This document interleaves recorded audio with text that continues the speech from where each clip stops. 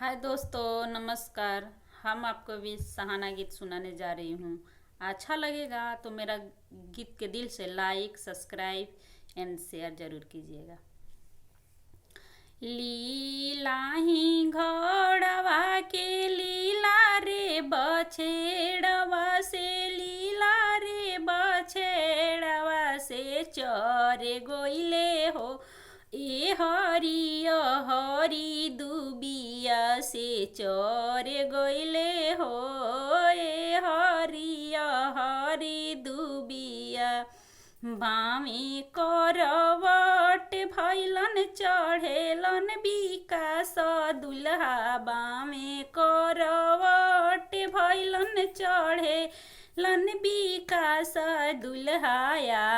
माँ हो धैली घोड़वा के लहसिया। माँ हो धैली घोड़वा के लहसिया। छोड़ा छोड़ाया माँ हो घोड़वा के लहसिया। छोड़ा छोड़ाया माँ हो घोड़वा के लहसिया से हम जइबो हो। नैहर वाली के उदेशवा में हम जइबो हो। नैहर वाली के उदेशवा में हम जइबो हो। दान दहेज अम्मा पापा अंगवा धरबो। दान दहेज माँ पापा अंगवा धरबो। अम्मा के अंगवा हो गोड़वा लगने के उतरबो। अम्मा के अंगवा हो गोड़वा लगने के उतरबो। भाभी हो धैली घोड़वा के लहसिया। भाभी हो धैली घोड़वा के लहसिया। छोड़ा छोड़ा भाभी हो घोड़वा के लहसिया।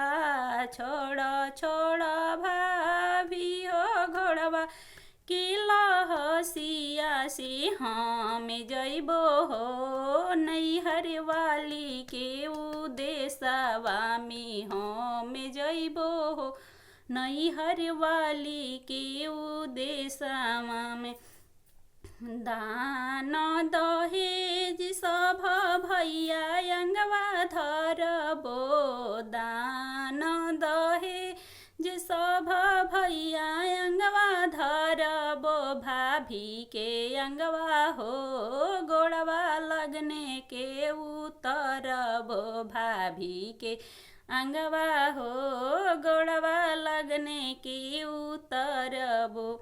लीला ही घोड़वा के लीला रे बछेड़वा रे। लीला रे बछेड़वा से चर गोइले हो।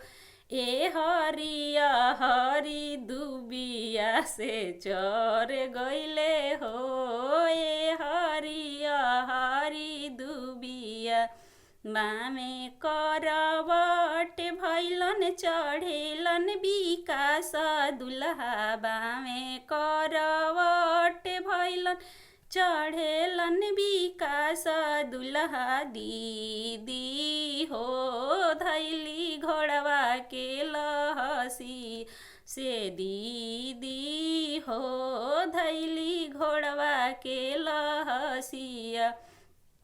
छोड़ा छोड़ा दीदी हो घोड़वा के लहसिया। छोड़ा छोड़ा दीदी हो घोड़वा के लहसिया से हम जइबो हो। नैहर वाली के उदेशवा में हम जइबो हो। नैहर वाली के उदेशवा में दान दहेज सब दीदी अंगवा धरबो।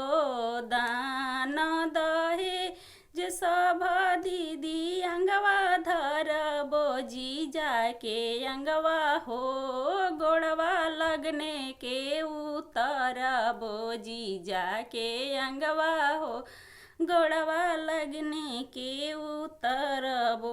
Thank you. हमारा गीत अच्छा लगेगा तो दिल से लाइक सब्सक्राइब कीजिएगा।